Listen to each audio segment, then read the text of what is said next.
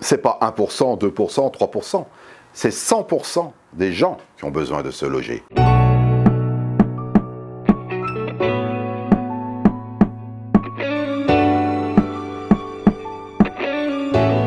Le temps est trop précieux pour qu'on puisse se permettre de le perdre.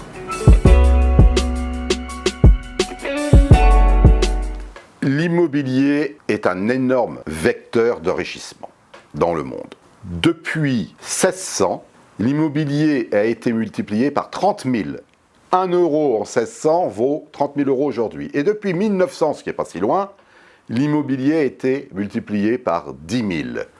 Depuis que moi j'investis, l'immobilier a été multiplié facilement par 10 voire par 15, suivant les secteurs. Donc, vous comprendrez très bien que si vous avez investi il y a 20 ans 1 euro, aujourd'hui, vous en avez 15 fois plus. Vous comprendrez également que si vous avez investi à crédit et que vous avez eu tous vos loyers payés avec toutes les sécurités qui s'en suivent, assurance loyer impayée, carence locative, etc., en fait, vous n'avez pas payé de votre poche les remboursements bancaires. Et donc, vous êtes enrichi en partant de 0, vous êtes arrivé à 15. C'est pas difficile à comprendre, c'est la technique d'investissement qui s'appelle l'effet de levier. De tout temps, tous ceux qui ont investi dans l'immobilier ne se sont jamais appauvris. Au contraire, les grandes fortunes se sont basées sur la pierre.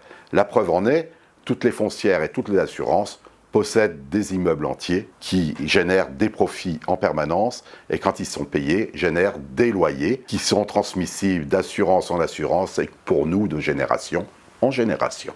La force de l'immobilier, c'est que l'immobilier traverse toutes les crises. C'est que l'habitation est importante, c'est que les gens ont besoin de se loger. C'est 100%. C'est pas 1%, 2%, 3%. C'est 100% des gens qui ont besoin de se loger.